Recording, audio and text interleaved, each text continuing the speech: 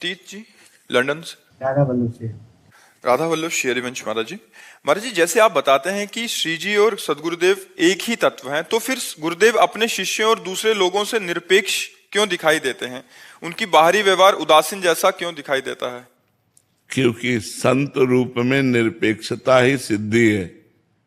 अभी हम अपने साधकों से कह रहे थे कि सब कुछ हो जाता है, बाबा जी बन जाता है सब, लेकिन वो संसार से अपेक्षा नहीं छोड़ पाता। और संत का स्वरूप है निरपेक्षम मुनिम शांतम निर्वैरम शम दर्शनम। भगवान कह रहे हैं कैसे संत के पीछे पीछे भगवान डोलते? निरपेक्षम, किसी की अपेक्षा नहीं। वो भगवत स्वरूप से प्यार करते हैं, पांच भौतिक शरीरों से प्यार नहीं करते। वो भगवान के प्रेम में डूबे रहते हैं, इसलिए किसी से कोई अपेक्षा नहीं रहती। वो निरपेक्ष रहते हैं। निरपेक्ष माने किसी की अपेक्षा न रखना, और जो किसी की अपेक्षा नहीं रखते वही सबसे प्यार कर सकते हैं, और जो किसी से अपेक्षा रखते हैं वो प्यार ही नहीं कर सकते। अपेक्षा रखना स्वार्थी की पूर्ति प्यार कहा। और तभी तो सर्व मंगल जगत का वही संतों के द्वारा होता है जो निरपेक्ष होते हैं। जो अपेक्षाकृत जीवन व्यतीत करते हैं उनके द्वारा थोड़ी होता है। जो अपनी आवश्यकताओं की पूर्ति के लिए अपेक्षा रखते हैं उनके द्वारा जगत मंगल नहीं होता। जगत मंगल उन्हीं के द्वारा होता है जो निरपेक्षम मुनिम शांतम निर्वैरम शम दर्शनम। निरपेक्ष है, मननशील है, शांत है, निर्वैर है, समदर्शी है। ऐसे संतों के द्वारा जगत का मंगल होता है।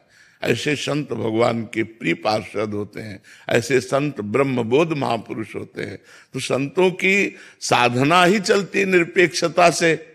तो जब सिद्ध होते हैं तो निरपेक्ष होते हैं, वो किसी की अपेक्षा नहीं रखते। क्योंकि जितनी अपेक्षाएं हो सब मायाकृत है, उस स्वरूप में स्थित रहते हैं। तो इसलिए संतों का निरपेक्ष स्वरूप है।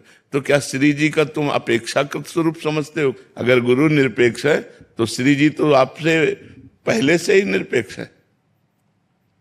जब जितनी गुरु कृपा करेंगे उतने श्री जी कृपा दृष्टि करेंगे। बिना गुरु के, बिना रसिकों के, बिना सखियों की कृपा के श्री जी की कृपा का पात्र भाजन ही नहीं बन सकता कोई। तो जो निरपेक्ष है, तो देखो कितने निरपेक्ष है। कहीं सृजन हो रहा है, कहीं पालन हो रहा है, कहीं श्रृंगार हो रहा है, और निरपेक्ष है। परमात्मा का स्वरूप ही निरपेक्ष है।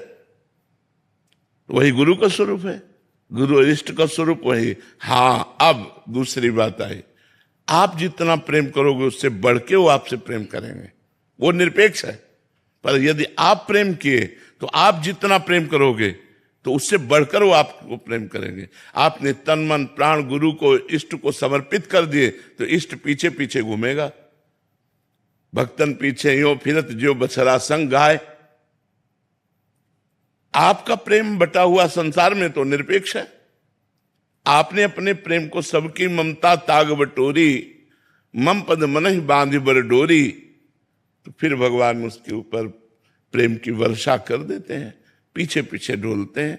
अपने भक्ति के लिए भगवान रुदन करते हैं, अपने भक्त के चरण चापते हैं, अपने भक्त के घोड़े हाँक रहे हैं, रथ हाँक रहे हैं, अपने भक्त के लिए बिकने को तैयार है। पर भक्त के लिए, जिसने तन मन प्राण सर्वस्व भगवान को समर्पित कर दिया है, जो अपेक्षाकृत जीवन रखते हैं, उनके लिए भगवान निरपेक्ष है, गुरु निरपेक्ष है।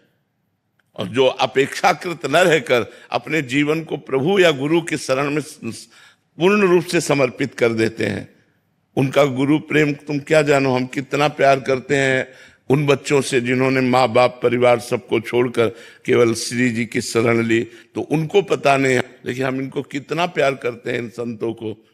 वो हमारा हृदय जानता है।